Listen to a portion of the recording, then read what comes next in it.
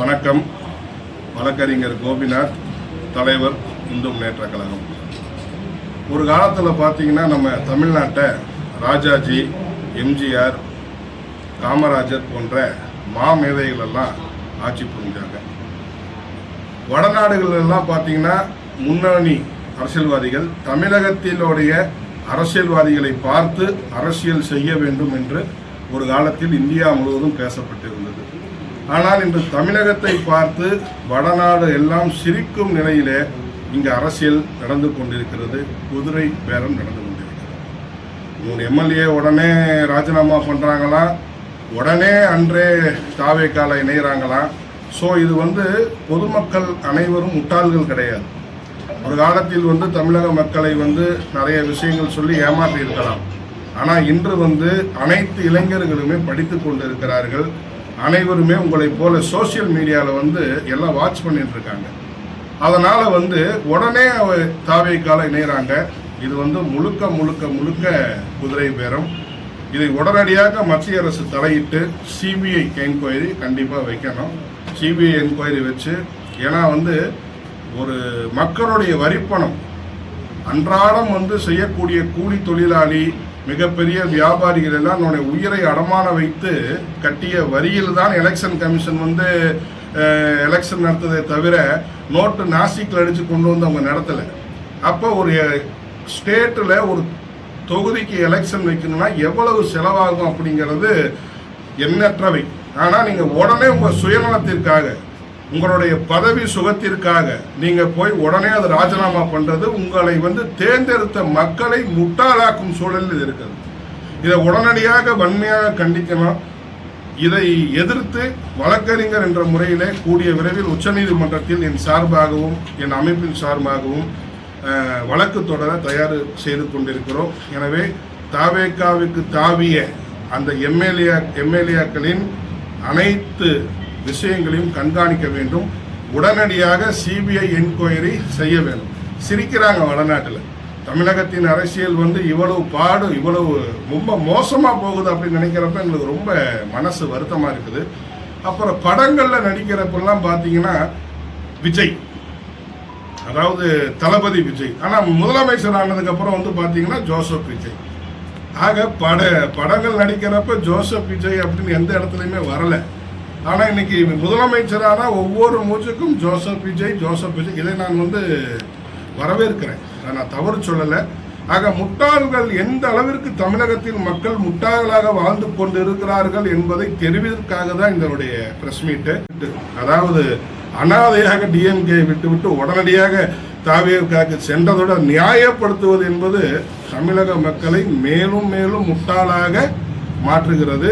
எனவே பல தலைவர்களை இந்த தமிழகம் பார்த்ததுண்டு. பல பேர் வந்துட்டு அட்ரஸ் எல்லாம் போயிருக்கிறாங்க. ஆனால் எல்லாமே மாற்றம் வருமே தவிர இது நிரந்தரம் என்று தயவு செய்து மாற்று கட்சிகள் நிறைய யோசித்து கட்சி மாறி உங்களுடைய வாழ்வாதாரத்தையும் உங்கள் கொள்கையும் இழந்து விடக்கூடாது என்பதை நான் ஒரு எச்சரிக்கையாக இங்கே கூறிக்கொள்கிறேன். அரசியலில் மிக நிறைய ஆதாரங்கள் உள்ளது. ஆனால் அதன் அடிப்படையில் இப்போ உடனே, அதாவது கொள்கைகள் வேறுபாடுகள் இருக்கலாம், அதை உட்கார்ந்து பேசாமல் எல்லாருமே பார்க்குறாங்க. மக்கள் பார்க்குறச்ச எல்லாத்துக்குமே தெரியுது இது கண்டிப்பாக பதவி சுகம் என்று. இனி வரும் தேர்தலில் தயவு செய்து தமிழக மக்கள் நல்லா சிந்திக்கணும். நல்லா படிக்க ஆரம்பிச்சிட்டிங்க. இளைஞர்கள் படிக்கிறாங்க. ஒரு கான்ஸ்டியூஷன்னா என்ன, ஒரு டெமோக்ரஸினா என்ன அப்படிங்கிறதெல்லாம் யோசிச்சு நீங்கள் வாக்கு போடாமல் உங்கள் வாக்குகள், அதாவது இந்த உலகத்தில் 1000 நாடுகள் இருக்குது, மன்னராட்சி இருக்குது, இராணுவாட்சி இருக்குது. ஆனால் உலகத்தில் ஒரு முக்கியமான மக்களாட்சி என்பது நம்ம இந்தியா என்பது இந்த உலகத்திற்கே தெரியும். அந்த மக்களாட்சி என்பதற்காக தான் இந்த ஓட்டு என்ற உரிமையை நமக்கு விலையில்லா ஒரு ஓட்டை நம்ம கொடுத்துருக்குறாங்க. அதை நீங்கள் பணத்துக்காக, சும்மா சினிமாவிற்காக, சுயநலத்திற்காக போடுவது நம்முடைய நாட்டை கண்டிப்பாக பாடும் குழியில் தள்ளிவிடும் என்பதை நான் மீண்டும் தெரிவித்துக் கொள்கிறேன். ரெண்டாவது, வந்த உடனே இந்த சினிமாவில் நடக்கிற மாதிரி போலீஸ்காரங்களை குறவலையை பிடிச்சி அதை செய்யணும் இதை செய்யணும்லாம் நடக்காது. ஏன்னா கடந்த 25-50 ஆண்டுகளாக நீங்கள் இந்த போதை பழக்கம் அதையெல்லாம் கொண்டு வந்துட்டீங்க. ஓவர் நைட்டில் ஒபாமா ஆகிறது, ஓவர் நைட்டில் முதல்வன் திரைப்படத்தில் வர மாதிரியெல்லாம் நடக்காது. ஒரு சிறப்பான ஒரு குழு அமைக்கணும். நம்மளுடைய திருப்பூர் கமிஷனர் இருக்கிறாரு, ராஜேந்திரன் ஐயா அவர்களைப் போல ஒரு நல்ல ஒரு சிறப்பான நேர்மையான அருண் இருக்காரு. நேர்மையான அதிகாரிகள் வந்து ஒரு விங்கை முதல் ஃபாலோ பண்ணணும். எடுத்த உடனே நீங்கள் ஒயின் ஷாப்பை மூடுனா பின்னாடி வைப்பாங்க. ஆக அந்த மாதிரி எல்லாம் ஒரு படத்தில் திரைப்படத்தில் வருவதை போலலாம் யாரும் நடக்க முடியாது. ஒரு முறையான நேர்மையான ஒரு குழுவை அமைத்து அந்த குழுவை பரிசீலனை செய்து எங்கு தவறு நடக்கிறது என்று பார்த்து ஆராய்ந்து நடவடிக்கை எடுத்தால் மட்டும்தான் நிரந்தரம். அதை தவிர்த்து காவலர்கள் என்ன தப்பு செஞ்சாலே தெரியும் உடனே சஸ்பென்ஷன். அவங்க குடும்பத்துக்கு யார் பதில் சொல்றது? அவருடைய பெண்கள் வீட்டில் இருக்கலாம் எப்படி வெளில வருவாங்க, குழந்தைங்கள்லாம் எப்படி பள்ளிக்கு போவாங்க? ஆக தொலைநோக்கு சிந்தனை வேணும். அதுக்கு தான் வந்து அனுபவம் அப்படிங்கிறது இந்த இடத்துல பேசப்படுது. அனுபவம் அப்படின்னா என்ன அப்படின்னா தொலைநோக்கு சிந்தனை தான் அனுபவம். அப்போ இந்த இடத்துல உடனே சஸ்பென்ஷன் பண்ணுறது, உடனே டிஸ்மிஸ் பண்ணுறது, this is not fine, this is not good. So அதன் மாதிரி ஒரு விஷயங்களை நம்ம கையாளணும். பணம் கொடுத்தாங்க அப்படிங்கிறதுக்கு எந்த விதமான ஆதாரமும் இல்லை. பணம் கொடுத்ததாக சொல்லப்படுகிறது. ஆனால் சினிமா அப்படிங்கிறத நான் தவறாக சொல்லலை. சினிமா மாதிரி காட்சிகளை கொடுக்கக்கூடாதுன்னு தான் நான் சொல்கிறேன். நான் ஒரு ஆலோசனை பண்ணணும், ஒரு அதிகாரிகளை உட்கார வைக்கணும், டப்புன்னு ஒரு நடவடிக்கை எடுத்து அது சாலை சிறந்ததுன்னு தான் சொல்றேன் சார். திமுகவும் அதிமுகவுமே வந்து சேர்ந்து கூட்டணி ஆட்சி அமைக்கலாங்கிற மாதிரிலாம் கூட தொல் திருமாவளவன் சொல்லியிருக்காங்க. அது சரியா சார்? வரலாம் சார். யாரும் யாரோடும் இருக்கக்கூடாதுங்கிறது கணக்கு இல்லை.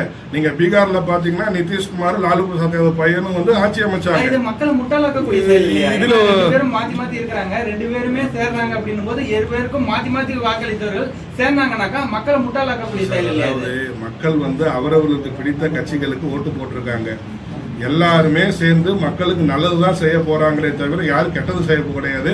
இந்திய அரசியலமைப்பு சட்டத்தில் இப்படி எல்லாம் சேரக்கூடாதுன்னு எங்களுக்கு விதி கிடையாது. சேரலாம், சேர்ந்தால் தப்பு கிடையாது. அதே மாதிரி இப்போ வேறு கட்சியில இருந்து வந்து விலகிட்டு வந்து சேரக்கூடாதுங்கிறதும் இந்திய அரசியலமைப்புல கிடையாதுங்க.